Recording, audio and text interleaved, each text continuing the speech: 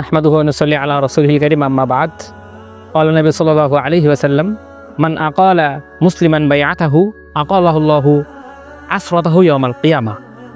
এটি আমি হাদিসটি পড়েছি, এটি আবু দাউদের মধ্যে আছে, ইবনে মাজায় আছে এবং মুসনাদ আহমদের মধ্যেও হাদিসটি আছে। আজকে এই মুহূর্তে আমার আলোচনার টপিক হলো বাইআই ইকালা। আপনারা যারা বিজনেস সম্পর্কে জানেন অথবা অলরেডি যারা অনলাইনে কেনাবেচা করেন, আপনারা রিটার্ন পলিসি শব্দটা অবশ্যই শুনেছেন। তো রিটার্ন পলিসি বা কোনো পণ্য ক্রয় করার পরে যে ব্যক্তি ক্রেতা, তার যখন কোনো পণ্য পছন্দ হয় না, তো সেইটাকে রিটার্ন করে দিতে পারে, ফেরত দিতে পারে। এটাকেই আরবিতে ইকালা বলা হয়। অর্থাৎ ইসলামিক যে বিজনেস আছে বা এটাকে বাই বলা হয়। ইসলামে বাই বা বেচাকেনা চুক্তির মধ্যে বাইআই ইকালা একটি পরিভাষা ব্যবহার হয় এই রিটার্ন পলিসি বোঝানোর জন্য।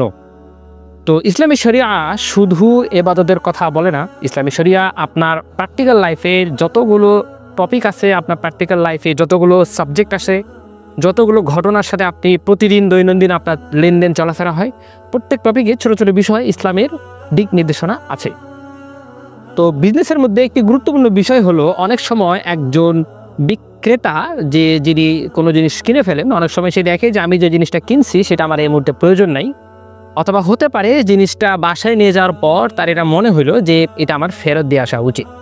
তো অনেক সময় যদি এমন হয় যে আপনি যদি দোকানদারকে গিয়ে বলেন ভাই আমার এই জিনিসটা প্রয়োজন নেই, আপনি ফেরত নিন, তো সাধারণত সে নিতে চায় না। কিন্তু কোনো মুসলিম ভাইয়ের প্রতি সহানুভূতিশীল হয়ে সহানুভূতি দেখানোর মাধ্যমে কোনো দোকানদার যদি পণ্যকে ফেরত নেয়, তাহলে এটাকে ইকালা বলা হয়।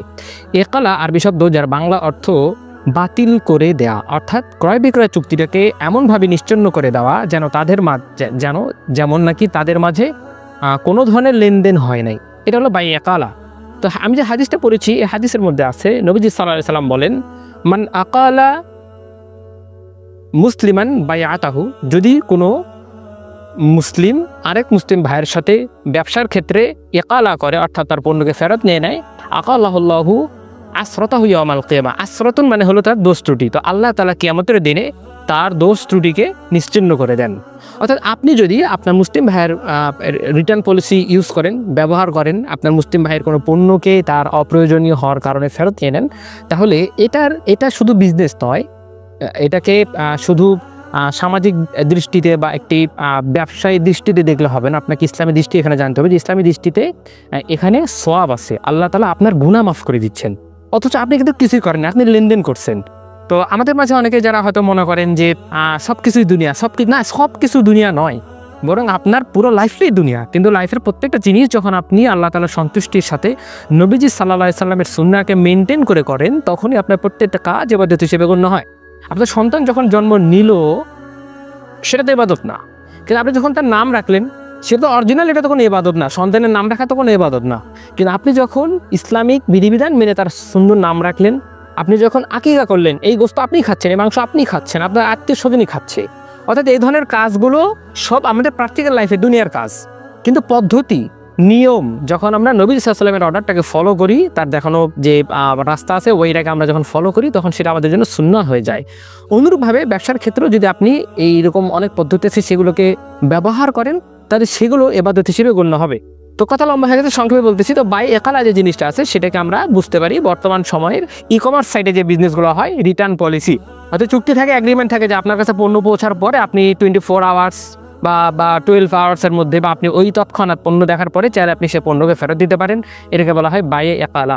হাদিসের মধ্যে আরেকটা জিনিস আসছে, যে হাদিসটি বুখারী শরীফের 2076 নম্বর হাদিস আছে, যেখানে আছে যে রহিমাল্লাহু রাজুলান, আল্লাহ তাআলা ওই ব্যক্তির উপরে রহম করেন যে সামহান ইদা বা সামহান ইদা ইশতারা, যে সে যখন কোনো পণ্য বিক্রয় করে তখনও সে নম্রতার সাথে আচরণ করে, এবং সেই ব্যক্তি যখন কোনো জিনিস বিক্রয় করে তখনও সে নম্রতার সাথে আচরণ করে।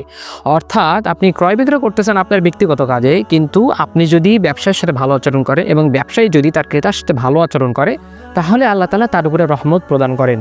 সুতরাং বাই ইকালা, যেটা সরাসরি হাদিসের একটি পরিভাষা থেকে পাওয়া যায়, ইকালা শব্দ থেকে।